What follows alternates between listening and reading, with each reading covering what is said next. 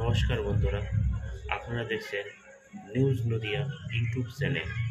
৭৮ বছরের যুবক স্ত্রীকে নিয়ে রিকশা চালিয়ে কৃষ্ণনগর থেকে চললেন কুম্ভের পথে। নাম দুলাল বিশ্বাস, তবে সকলের কাছে তিনি বাকাতা হিসেবেই বেশি পরিচিত। কৃষ্ণনগরে হাই স্ট্রিটে একসময় দর্জির দোকান ছিল তার। ৭৮ বছর বয়সে নিজের স্ত্রীকে সঙ্গে নিয়ে ভ্যান রিকশার প্যাডেলে চাপ দিয়ে রওনা দিলেন কুম্ভ মেলার উদ্দেশ্যে। এর আগে প্রত্যেক রবিবার তিনি তার সাইকেল প্রেমী বন্ধুদের নিয়ে নানা জায়গায় সাইকেল নিয়ে ভ্রমণ করে বেড়াতেন।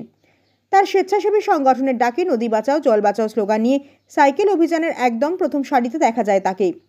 সাইকেলকে সঙ্গী করে ছোট ছোট মাইলস্টোন সম্পূর্ণ করলেও এবার বাঁকাতার রওনা সোজা প্রয়াগরাজের কুম্ভ মেলায়।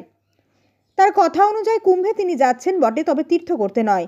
সেখানে কোটি কোটি মানুষের মধ্যে নদী তথা পরিবেশ, জল ইত্যাদি বাঁচানোর ও সংরক্ষণ করার বার্তা সকলের মধ্যে ছড়িয়ে দিতে। বছরভর তিনি যে সমস্ত অভিযান করে থাকেন, এটি তারই একটি প্রতিরূপ। তিনি জানান, প্রায় ১২ বছর আগে এই ভ্যান রিকশার উপরে লোহার পাত দিয়ে ঘিরে দিয়েছিলেন বন্ধুরা। সেবার তিনি ঠিক করেছিলেন কামাখ্যার মন্দিরে যাবেন সাইকেল চালিয়ে। তবে শ্রী স্বর্ণলতা দেবী ইচ্ছে প্রকাশ করে যাওয়ার, তাই তিনি এড়াতে পারেননি। এতটা দূরের রাস্তা সস্ত্রীক সাইকেল চালিয়ে নিয়ে যাওয়া সম্ভব নয় বলে বন্ধুরা এই গাড়িটির ব্যবস্থা তাকে করে দেন। গাড়িতে রয়েছে একাধিক সরঞ্জাম, রয়েছে গান শোনার বক্সও।